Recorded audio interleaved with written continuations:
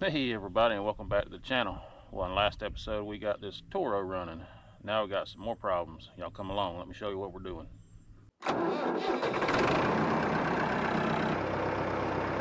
So after this thing runs for, I don't know, 45 minutes to an hour, cuts great, does great, and then the hydrostats wants to start getting weak. They don't want to start pulling.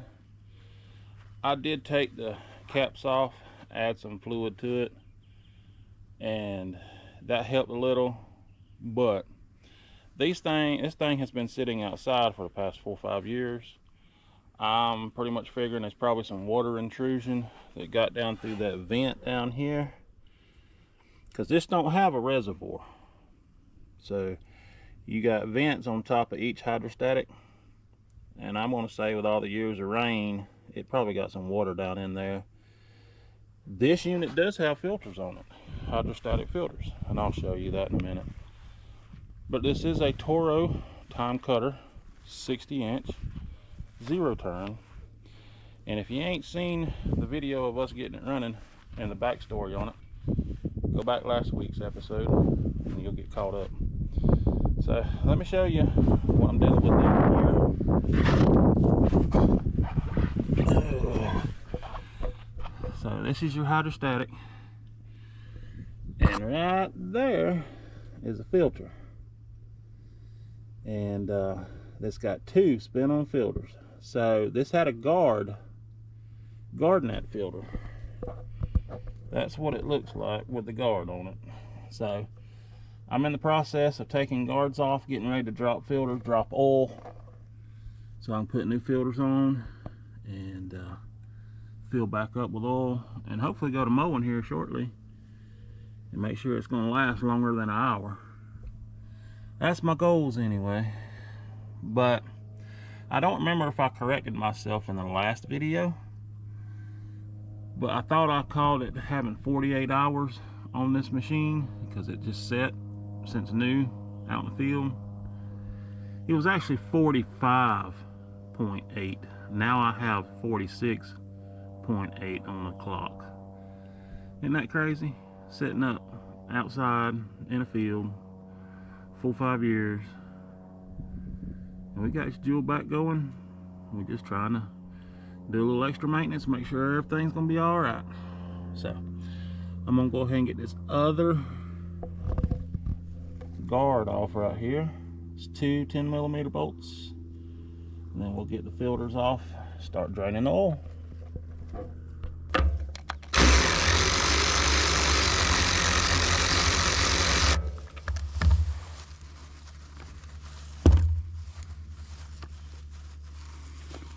Oh, this tall grass, I can't find the bolt now. Where'd you go, bolt? There you are. Set it up on this wood where I can find it later. Maybe. Right here.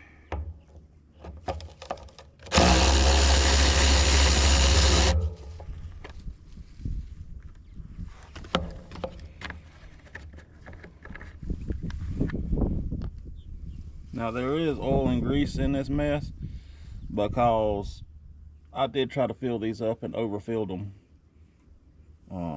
Trying to, make sure I'm doing everything close to what I can do to make sure it's working. And it's got a bunch of debris and dirt and all that we're gonna have to clean out later. So there's your filter, along with spider webs and everything else. Now I'm gonna get drain pan under here. These things hold about 2.5 quarts.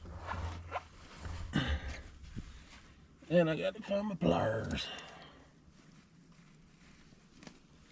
I could not find my traditional oil filter wrench, so I'm having to use these dadgum pliers. It's kind of a pain in the butt.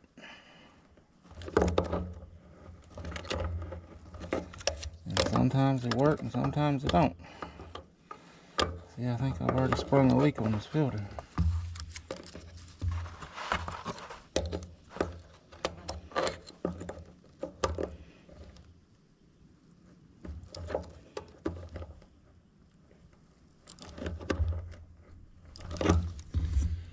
Okay.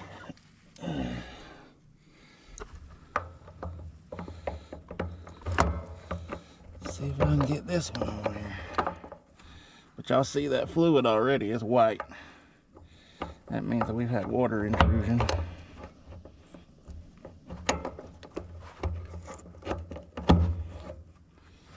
Hopefully this clamp-on style filter wrench will work, 'cause that's all I got. I don't know where my old traditional one's at. Get around here where I can see something.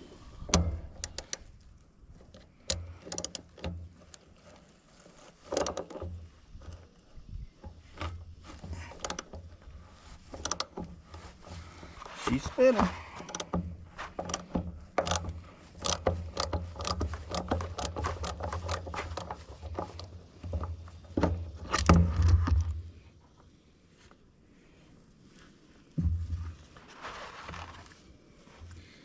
All right, see how milky it is. Look at that. No wonder it was running like crap. That mess has got water all in it. I'm gonna have to go up top here in a little bit and open that vent so it can vent better. But I'm gonna let her drain right now. Now, isn't that fun watching the oil drain? Let's see here.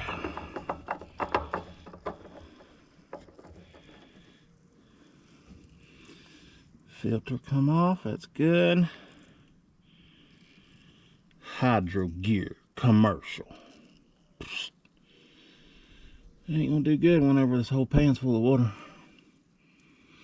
Alright, we're gonna let this drain a minute. We'll put a new filter on it. And then we'll go to the next side. And those of you that's wondering, it's rotary. Part number 12374 is the oil filter that I'm using. That's what it looks like. Let's get this jewel on here. That way we can move on to the next side.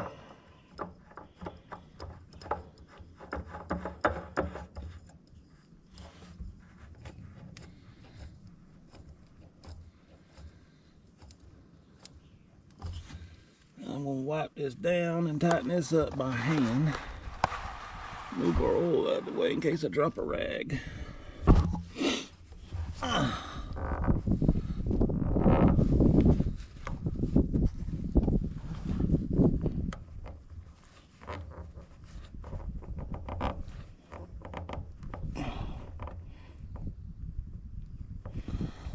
I don't like using filter wrenches or nothing like that. I try to tighten it up best I can. On my hands.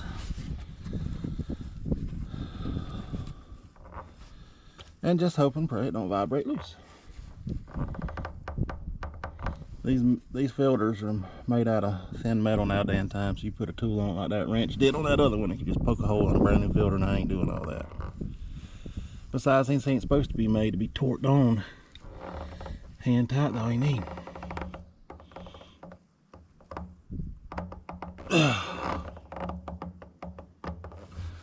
Well, that's all I can get. You reckon it had a little bit of water in it? She's white, milky.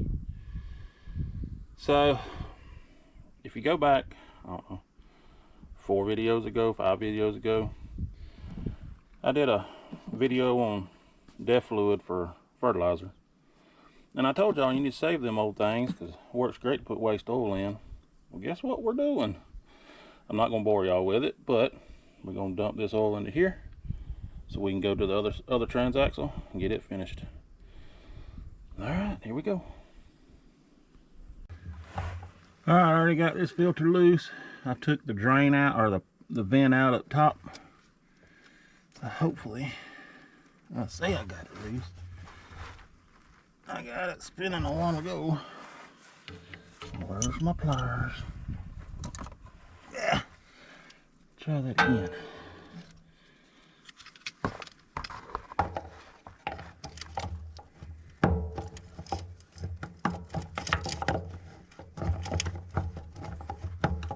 There we go. Got it that time.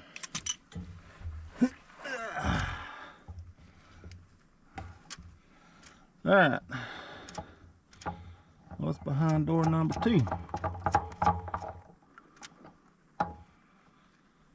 It's fairly wet too, and looks like it's got moisture in it. Hopefully we solve this problem. I don't know how much these hydrostats run new. I wouldn't want to have to replace it. So hopefully this solves the warming up after 45 minutes to an hour and not wanting to pull problem. We're gonna see. All right, we're gonna get new filter put on and hopefully wrap this up here soon. All right, new filter's on both sides. We got to put these covers back on and then go to the top side and start adding fluid. So I'm gonna get these covers back on, pour up this old oil, and I'll meet y'all up top putting new oil in. The guards are back on, filters are on. All that's left now to do is put fluid back in it. A lot of people use different things. I just use conventional 2050. So we're gonna put 2 to 2.5 quarts in each side. It's gonna be a slow go with that small funnel. So I'm not gonna bore y'all with that. And then once we get that done, we're gonna air up a couple of tires and we'll mow a little bit. So we're getting one step closer. Y'all just hang with me. We'll be there in a minute. Hey everybody, well, honestly, I forgot about y'all. It's been 7 or 8 days since y'all just seen me. I got so aggravated with this thing, I just quit recording, and I slam forgot about it until I was editing the video, getting ready to put it out. So I need to do an outro with this this video here. So here we are. It's running, it's working. That took way too long to get oil in each of the hydrostats. When you go through the top, even though they're the vents, they're right down there, it took forever. Now the left side, it would take it and it would slowly burp and go down. This right side, I'd have to put a funnel in it. I'd fill the funnel up and I'd walk away for an hour and a half. Come back, fill it back up, and walk away for an hour and a half, 2 hours. That literally took all day that day, and finally got it back going. Now, sad part is, after about an hour and a half of mowing, them hydrostats want to get weak. They cool, then you go back to mowing again. No big deal. So, the fan blades on the hydrostats, they're working, they're running, they're cooling it, but it still wants to get weak. Now I'm going to continuously try to put a little fluid in it here ever so often until I just can't put no more fluid in it whatsoever, but it takes so long to do that. So we just mowed the yards again today, 7 days later, 8 days later, and it ran for about an hour and a half before it started having problems. That's great. That's better than 45 minutes like what it did the last time. So we're getting there slowly. But what I want to know is, from all you Toro guys that owns Toro equipment out there and Toro Zero Turns, is that the characteristics of these hydrostats? Hit me up. Drop it down in the comments. Let me know. I've never had one do this. I'm pretty sure it's got way more fluid in it than it needs it, but I'm going to keep filling it up. When you crank it up when it's cold, it's nice, quiet. You don't even hear the hydrostats. But once it warms up, you start hearing them, struggle a little bit. overall, I'm still happy with the mower. Runs great. It mows really good. We just got to figure out these hydrostats because I got like 3 acres here that I'm cutting, so I'm having to cut like 1.5 acres and then let it cool. But overall, like I say, I'm still happy with it. But just let me know. Y'all tell me, have y'all had them issues with these hydrostats on these Toro mowers before? I know there's